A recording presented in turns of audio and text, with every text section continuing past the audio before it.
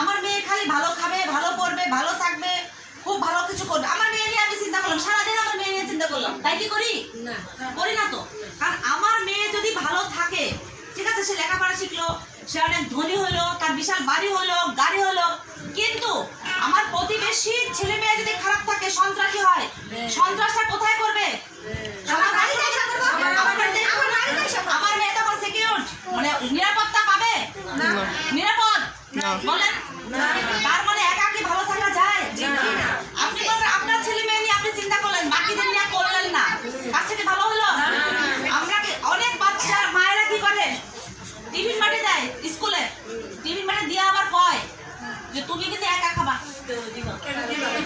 তাহলে আমি যদি একা খাওয়া শিখি, আমার বাচ্চা যদি একা খাওয়া শিখে, শেয়ার করা শিখবে এবং সে কি স্বার্থপর হবে?